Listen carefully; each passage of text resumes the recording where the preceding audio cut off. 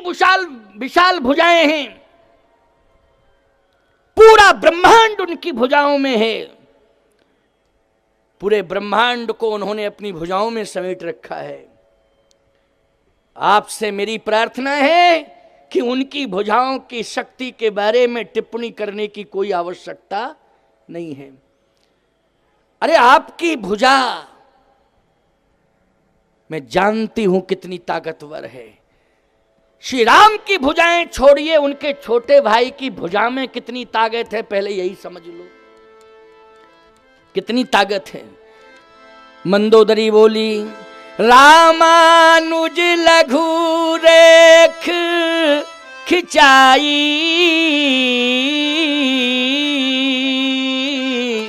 और सो नहीं नाघेउ अस मनु साई। उनके छोटे भाई लक्ष्मण ने नासिक पंचवटी में एक रेखा खींच दी थी अपने हाथ से। उनके छोटे भाई की भुजा ने एक रेखा खींच दी थी, तुम्हारी भुजा रेखा के अंदर नहीं जा पाई। यह है तुम्हारी बहादुरी। बात कितनी बढ़िया कही मंदोदरी ने, साधारण बात कही क्या। धन्य है मंदोदरी। लंका कांड से बोलो बहुत बड़ी शिक्षा मिल रही है कि नहीं मिल रही है। एक एक कांड साधारण नहीं है, हमारे जीवन में प्रेरणा देने वाला कांड है। लंका कांड को साधारण मत समझना। लेकिन बात यह है कि केवल झांझ मजीरा लेके बस अखंड रामायण कर लेते हो, ये परंपरा अच्छी है, मैं इसका समर्थन करता हूं, स्वागत करता हूं। लेकिन अखंड पारायण का पाठ करना जीवन में जरूरी है, लेकिन रामचरितमानस के मर्म को समझना बहुत जरूरी है। रामचरितमानस के मर्म को समझना बहुत जरूरी है। अखंड रामायण का पाठ करना जरूरी है, लेकिन रामायण के मर्म को समझना बहुत जरूरी है। आज ये जो शिविर लगा हुआ है, ये जो कथा हो रही है, बोलो रामायण के मर्म को ही समझने के लिए। रामानुज लघु रेख खिंचाई, सो नहीं नाघेउ अस मनु साई। रामानुज लघु रेख खिंचाई, सो नहीं नाघेउ अस मनु साई। सो नहीं नाघेउ अस मनु साई। सो नहीं नाघेउ अस मनु साई। सो नहीं नाघेउ अस मनु साई। उस समय आपकी बहादुरी कहां गई थी, ये बताओ। रावण बोला, मंदोदरी मैं तो रेखा पार कर रहा था, फिर क्यों नहीं किए। उसमें करंट सिस्टम था, मैं जा रहा था अंदर, उसमें करंट सिस्टम था। जैसे ही मैं आगे बढ़ने लगा, करंट सिस्टम था, मुझे तेरी फोटो याद आ गई और मैं बैक हो गया। मंदोदरी बोली, फोटो देख के बैक हो गए, ओरिजिनल बोल रही हूं तब बैक क्यों नहीं हो रहे हो, बुद्धि खराब हो गई क्या। जब डायरेक्टर ही बोल रही हूं तो बैक हो जाओ, फोटो देख के बैक हो गए। केवल फोटो सामने आ गया, बोले तेरा फोटो आ गया सामने, में बैक हो गया। ओ हो गड़बड़ हो जाएगा, क्योंकि इसमें पावर है, करंट है। मंदोदरी ने कहा, एक बात और कहूं, तुम्हारी भुजाओं में ताकत थी तो जनक जी ने, सीता जी के पिता जनक ने धनुष भंग की घोषणा की थी कि जो शंकर के प्रचंड धनुष का खंडन करेगा, मैं अपनी बेटी का विवाह उसी के साथ कर दूंगा। और तुम्हारी भुजाओं में अगर ताकत थी तो गए तो थे जनकपुर में, धनुष क्यों नहीं तोड़ दिया। और धनुष तोड़ देते, चैलेंज से सीता जी को लाते। क्यों भाई, भुजाओं में ताकत थी तो भुजाएं क्या गिरवी रखी थी उस समय, साथ में नहीं थी, पास में नहीं थी भुजाएं। रावण बोला, उस समय मूड काम नहीं कर रहा था। देखो भाई, है ना, मूड काम नहीं कर रहा था। मंदोदरी ने कहा चोरी करने में मूड काम कर गया है, चोरी करने में मूड काम करता है, धनुष तोड़ने में मूड काम नहीं किया। संभल जाओ, सुधर जाओ, मेरे सुझाव को मान लो। अंत में अभिमानी रावण बोल पड़ा, निज भुज बल में बैर बढ़ावा। यह अभिमान बोल रहा है रावण का। निज भुज बल में बैर बढ़ावा, ओ दई हो उतर जुर्पु चढ़ियावा। मेरी भुजाएं युद्ध करेंगी और राम के जितने भी सहयोगी होंगे इस लंका के सम्रांगण में मेरी भुजाएं उन सभी को न्यस्त नाबूद कर देंगी। मंदोदरी ने कहा आज के बाद उस बात नहीं करूंगी, अब आज के बाद बात नहीं करूंगी, बोलना मेरा व्यर्थ है, उचित नहीं है। क्यों? विनाश काले विपरीत बुद्धि। जिसका विनाश का समय आ जाता है उसकी बुद्धि विपरीत हो जाती है। इसलिए मैं समझ गई हूं कि लंका के विनाश का समय आ गया, लंका के विनाश का समय आ गया। अब लंका कांड होके ही रहेगा, अब लंका कांड रुकने वाला नहीं है। तो प्यारे, लंका का जो विशाल कांड, जहां रहा न कोकुल रोवन हारा। ईमानदारी से बताओ, मंदोदरी की बात अगर रावण मान गया होता तो बच जाता ये लंका कांड कि नहीं? ये बहुत बड़ी घटना जो लंका में घटी। एक और बढ़िया बात बता दें आपको, ये लंका कांड की अंतिम बात है, फिर उत्तर कांड की ओर बढ़ेंगे हम, ठीक है ना? उत्तर कांड, क्योंकि समय का तो ध्यान रखना पड़ेगा मुझे। 6:30 बजे विश्राम करना पड़ेगा और आरती प्रसाद वितरण में भी आज विश्राम दिवस है ना, तो आपकी भीड़ भी अच्छी हो रही है, रोज ही भीड़ बढ़ती है और उत्साह है आपके जीवन में। कथा सुनने के प्रति बहुत बड़ी लालसा है, उत्साह है। हम भी बहुत प्रसन्न हैं आपके इस भाव से। जब राम रावण का युद्ध हुआ प्यारे, उस युद्ध में विभीषण जी ने जब मृत्यु का रहस्य बताया भगवान राम को, नाव कुंड पीयूष वश याके नाथ जियत रावण बल ताके। तो जब मृत्यु का रहस्य विभीषण जी ने बताया कि नाभि में अमृत है और जब तक वो अमृत रहेगा इसकी मृत्यु नहीं होगी प्रभु, इसलिए पहले इसके अमृत को नष्ट किया जाए। इसका मतलब है कि इस मृत्यु के रहस्य को बताने वाला विभीषण है। भगवान ने 31वां बाण छोड़ा, वही अमृत कुंड को नष्ट करता है। छाणस सर 31 रघुनायक शायक चले मानहु काल फणीश। 31वां बाण जब चला तो सीधा नाभि कुंड में जाकर के प्रवेश करता है और उस नाभि कुंड में जो अमृत था उस फणीश ने उस अमृत का शोषण कर लिया। रावण कहां राम रन हतो पचारी कह के गिर पड़ा। अंत में उसने ये कहा है, कहां राम रन हतो पचारी, और कह करके रावण गिर गया। जैसे ही रावण गिरा, मंदोदरी के पास सूचना पहुंची कि तुम्हारे पति की मृत्यु हो गई। मंदोदरी ने कहा, यह तो मैं समझ रही थी कि मृत्यु सुनिश्चित है, लेकिन जरा मैं देखना चाहती हूं कि मृत्यु के बाद क्या हुआ। मैंने अपने पति का जीवित अवस्था का स्वरूप देखा है, लेकिन मृत्यु के बाद का क्या स्वरूप है यह मैं देखना चाहती हूं। दौड़ पड़ी मंदोदरी, दौड़ पड़ी, और जैसे मंदोदरी दौड़ के आई तो देख क्या रही है, माथा पकड़ के रो रही है, और देख क्या रही है, दुर्दशा रावण की हो रही। काक कंक ले भुजा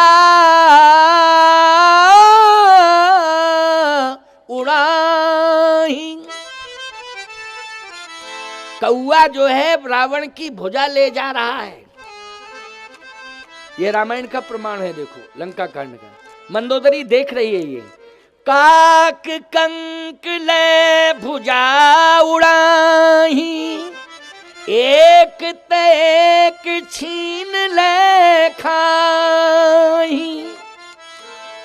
एक कौआ रावण की भुजा ले गया, दूसरा कौआ उस कौए से भुजा छीनता है, ले जाता है, फिर वो वापस आता है। इस तरह से बोलो, ये दृश्य किसने देखा? मृत्यु के बाद का मंदोदरी ने देखा। मैं कहता हूं, ये तो मैंने सुना है कि एक ऐसी अज्ञात लाश पड़ी थी जिसको गीधड़, कुत्ते और कौवे खा रहे थे।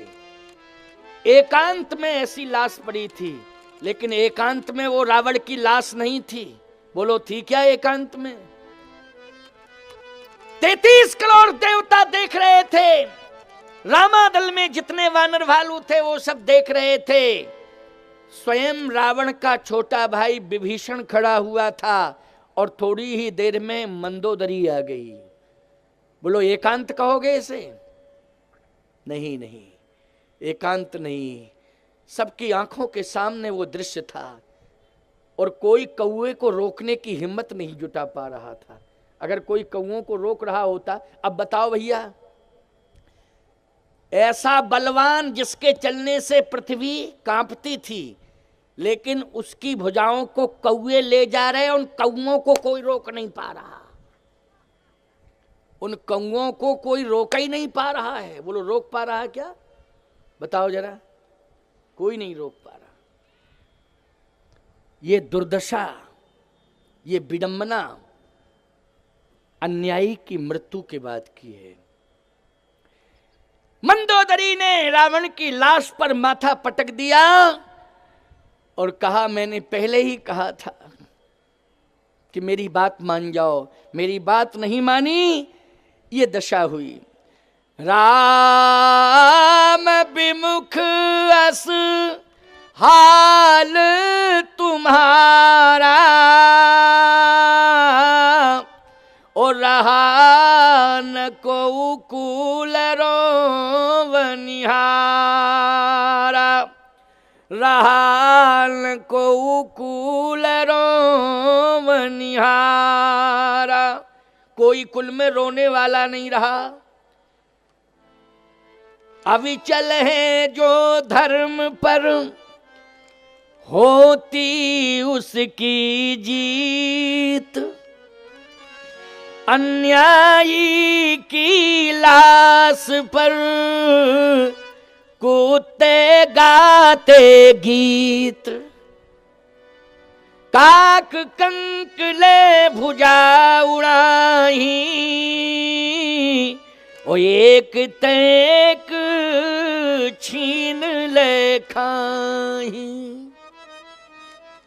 प्यारे, लंका कांड आपको प्रेरणा देता है कि हमें ना तो धन का अभिमान करना चाहिए, ना बल का अभिमान करना चाहिए, ना बुद्धि का अभिमान करना चाहिए। हमारा स्वाभिमान बरकरार रहे और हमें भगवान मिल जाएं, बस यही दो की आशा करो। मेरा स्वाभिमान बरकरार रहे। अभिमान करना गलत है, लेकिन स्वाभिमान हमारा सुरक्षित होना चाहिए। स्वाभिमान हमारा सुरक्षित रहे और हमें भगवान मिल जाएं। हमें बल और धन का अभिमान नहीं करना चाहिए, इससे दूर रहना चाहिए। अंत में परिणति क्या हुई अभिमान की, वो लंका कांड ने बता दिया। बोलो बता दिया कि नहीं? अभिमान की परिणति लंका कांड में देखने को मिल गई। अभिमान नहीं करना चाहिए। आइए अब उत्तरकांड में हम लोग थोड़ा प्रवेश कर रहे हैं। लगभग क्यों भैया सभी कांडों से जुड़ गए आप कि नहीं जुड़ गए इस कथा में? हैं? नहीं तो ये होता कि और कांड तो बहुत रह गए, लेकिन विस्तार फिर भविष्य में करूंगा। एक एक कांड की कथा का विस्तार बहुत अच्छे ढंग से होगा। भविष्य में फिर आएंगे ठाकुर जी की कृपा से, क्योंकि ठाकुर जी की कृपा तो होनी चाहिए, शरीर स्वस्थ रहे, और शरीर स्वस्थ रहे और शरीर ही रहे, स्वस्थ रहे और शरीर रहे, और शरीर स्वस्थ रहे, तो निश्चित रूप से कथा होती रहेगी। और भगवान से मैं प्रार्थना करूंगा कि हमारा शरीर रहे और हमारा शरीर स्वस्थ रहे, लेकिन हमारे श्रोताओं का भी शरीर सदा स्वस्थ रहे। तभी तो हम कथा सुनाएंगे, नहीं टेंट पंडाल को सुनाने आएंगे क्या?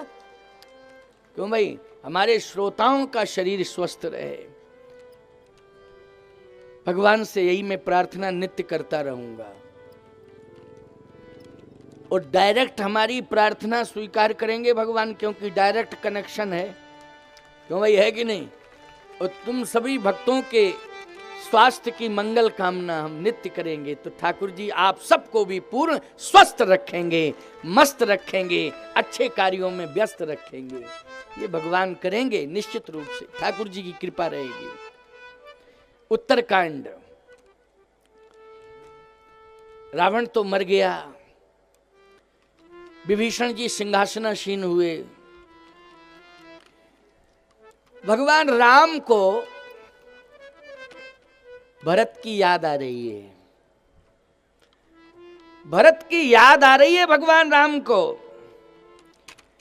तुलसीदास जी से पूछा कि भगवान को भरत की याद आ रही है, क्यों आ रही है याद?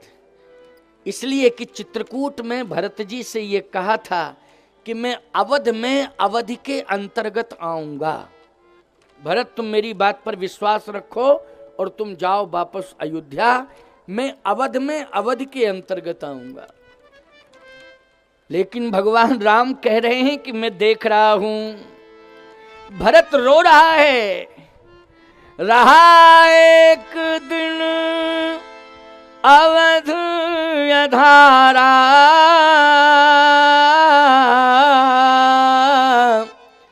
समझत मन दुख भयउ अपारा, कारण कवन नाथ नहीं आयु, जान कुटिल की धोमोए बिसरायु, कपटी कुटिल मोहे प्रभु चीन्हा, ताते नाथ संग नहीं लीना। मैं कपटी हूं, कुटिली हूं, अधम हूं। उस अधम को चित्रकूट से वापस कर दिया। लक्ष्मण, तुम्हारे जैसा भाग्यवान दूसरा कोई है नहीं, तुम्हारे जैसा बड़भागी कोई दूसरा नहीं। अहे धन